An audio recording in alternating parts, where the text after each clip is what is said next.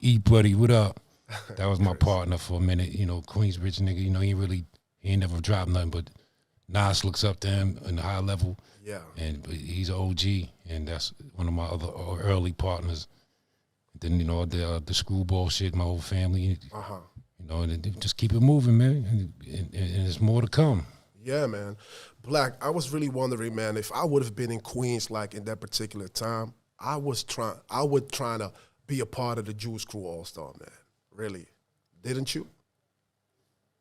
Not really, man, because they had their own thing, you know what I'm saying? I was like their secret weapon. I was like the Juice Crew secret weapon. Like Magic wanted me to fucking diss everybody on it. I was like Magic's fucking secret weapon, yo. He wanted me to shit on a lot of niggas that I didn't shit on yet before he died. So yeah. Shout out Mr. Magic.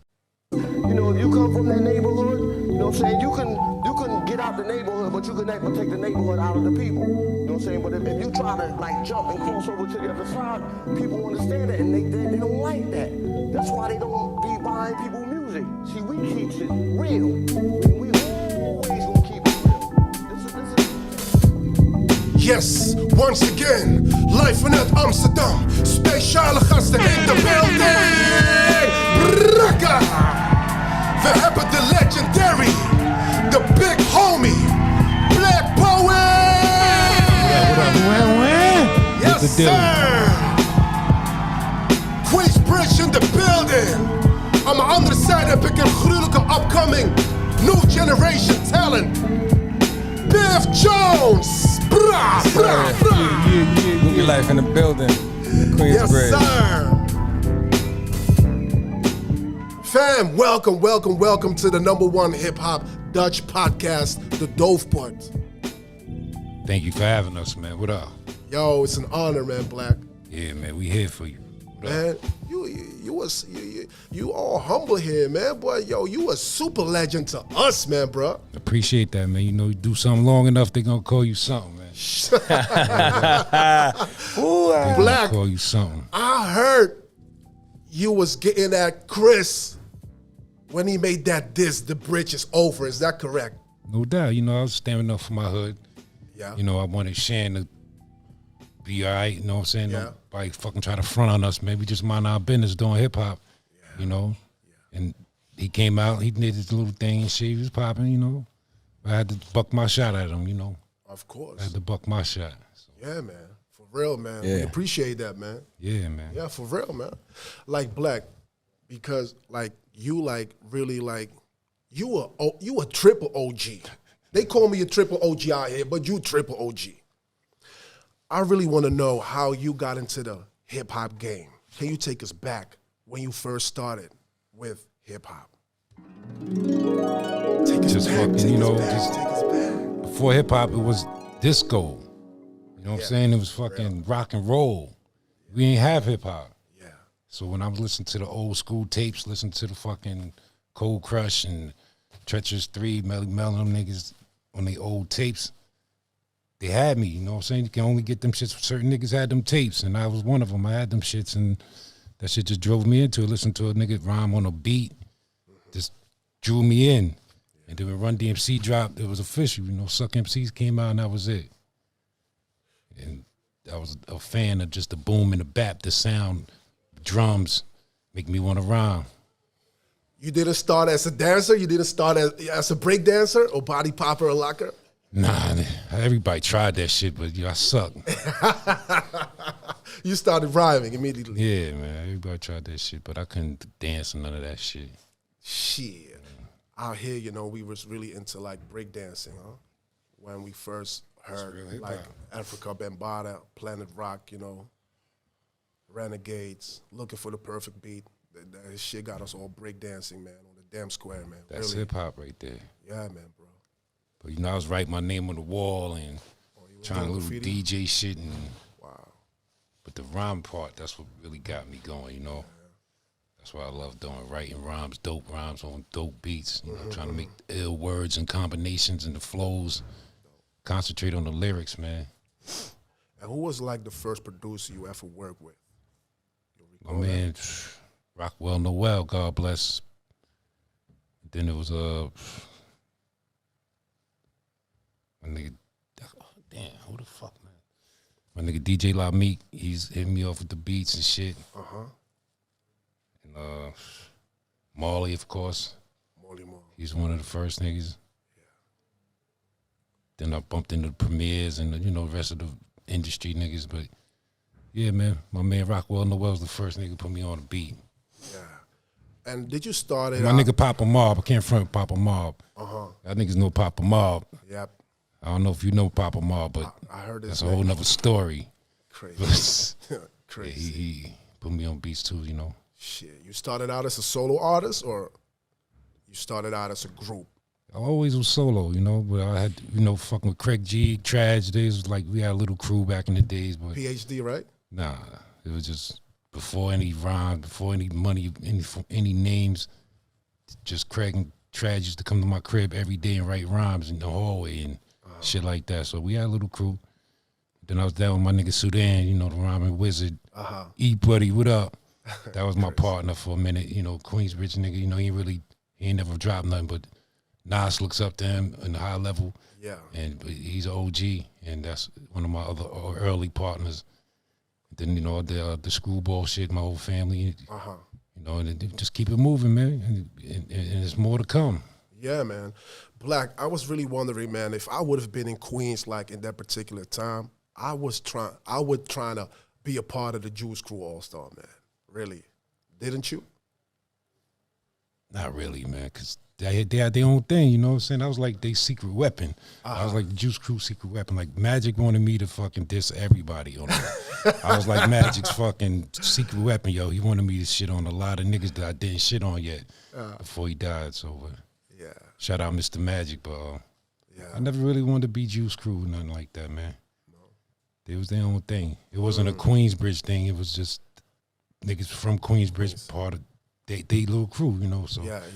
Queensbridge niggas make their own shit, man, and make their own shit pop. Yeah, definitely. Piif Jones, man. Yo, man, I'm happy you here, man. I'm happy you here, man. Yeah, I'm happy to be here. Yeah, man. On my way to the podcast, man, I was just with my man Aries. We was in the car, and I was like, "Yo, who's Piif Jones, man? Who's Piif Jones, man? I heard his name coming by, man, but I don't know none of his work, man." Right. And then he played me some of your music, man. And I saw some videos, man. I was really impressed. I was like, "Wow." Thank you. The first video we checked was Prosper, and yeah, shout out crazy. to Havoc. I fell in love with that joint, man, bro. And the way you was spitting like fire, man, bro. Yeah, really. It's Havoc on there. I had to, had to bring my gloves out with the Crazy. legends. Yeah, of course, man. If you boxing with the legends, you gotta, But how did you start it, man? Like MCing. We curious because out here, we hear your name coming by, but we want to know the inside story of Piif Jones. How did Piif Jones started out as an MC? Well, I didn't start rapping until I was maybe 13, 14. But before that, I was a singer first. Really? Yeah, when I was young, I used to sing in church. I used to go to church every day. Yeah. Like, I had one of them, my pops used to go to church every day. Wow. Like, when we didn't go to church, like my sister, I got a sister that passed away, my older sister. Rest in peace. And she was autistic. So when she would come over, the church would come to my house. 2 people would come to my house and give us a service. Like, that's how much, that's how much church I grew up on. So I was a singer first, because my pops was a singer. Him and his brothers, they had like a group. They was already singing, trying to get on, but things happened, so they ain't make it. But it was in my blood already. I was like born to do music. Yeah, but I started rapping because really when I heard 50 Cent, I ain't gonna lie, that's it, like that triggered you. Yeah, that's the first person I mimicked when I was writing, because everybody. I feel like everybody mimics somebody when they first start writing, because I ain't know who I was. So my name was like J Killer. and I was writing like 50 Cent bars and stuff. Yeah. Yeah, because that Give a Shit Not Trying, man, that was a crazy album.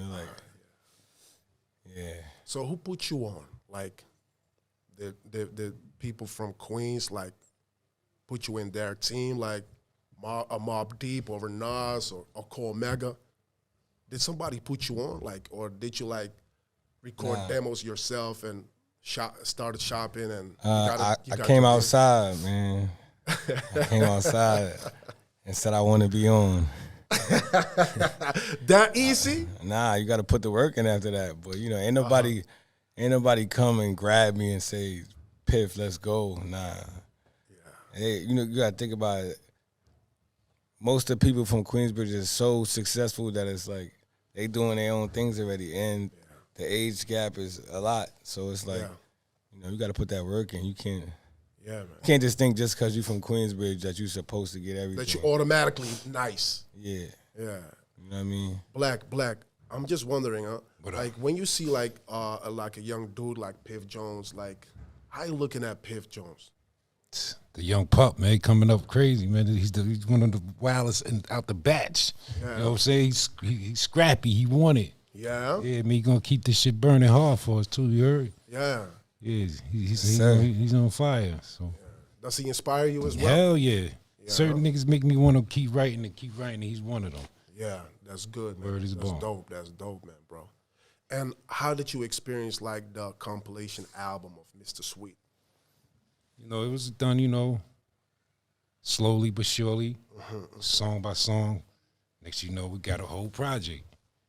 Yeah. And I'm like, yo, shout out to you want to Jaywalk. name it, you know? Shout out to I want to name it Queensbridge. And I'm like, yo, let's go, man. You know, he got his vision.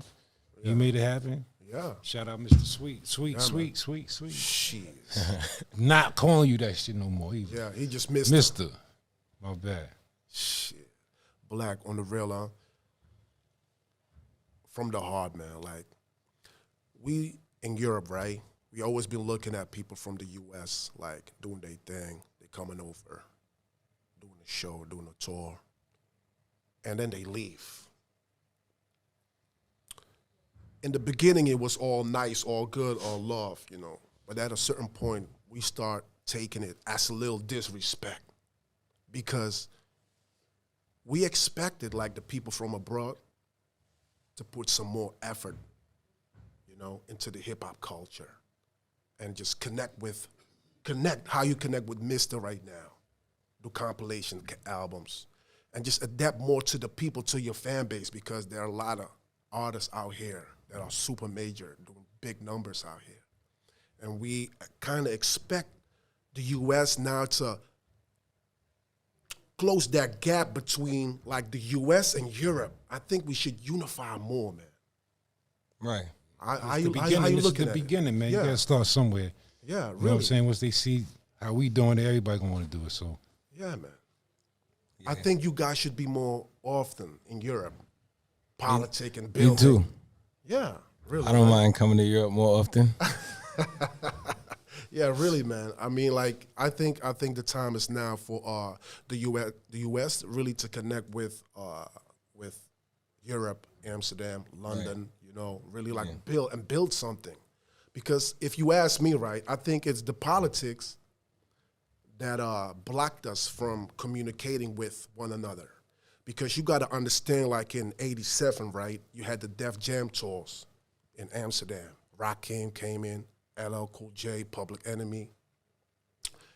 And then, like, the government decided to block Public Enemy for 5 years. They could not enter the Netherlands because of the unity they caused among black people.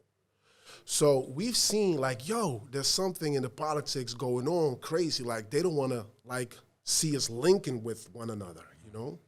And I think the time is now, especially in this time of age, man, that we should really like connect even more than ever.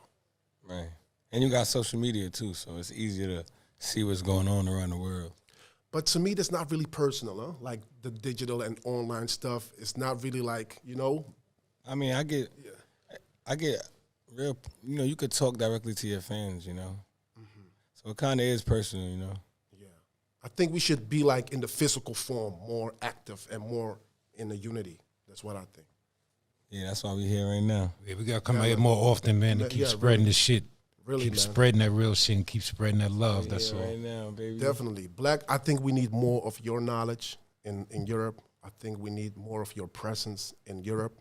And I think you could do a whole lot more in Europe than even back home, to be honest with you. We gonna make it happen. That's Yeah, why man. we here. Starting Definitely. from the gate. Yes, sir. Starting with the number one, you know what I mean? With the number one part. Yes, sir. Okay, guys, I want to thank you guys for passing by. Is there a shout out you want to drop for your people? Yeah. Shout out to my mother. Definitely. You know what I mean? Shout out to Mama Love. Shout out to my pops. And, shout out to the Netherlands. Yes, sir. Big shout out to QB. Big shout out to Brooklyn, too. Both is in my heart. Nice. Loopy Black. like, Man, shout out everybody, man, representing real hip hop. Yeah, man. You know what I'm saying? Queensbridge, 41st side, South side, Hillbillies. You know what I'm saying? We out here, eat buddy, man. Crazy. Yes, sir. from the dirt. En ik wil een shout-out geven aan Mr. One Love. Ik wil een shout-out geven aan Amsterdam, Rotterdam, Den Haag, Utrecht, Almere. All over the land of the Dutch. And remember, we cannot be touched. Het is de nummer 1 NL hip-hop podcast, de Doofpod. Waar er in niemand anders dan behalve in onszelf geloofd wordt. All praises due to the most high. Aries, we in the motherfucking building! Brah! Yes, sir. That's a motherfucking outro. Yes, sir.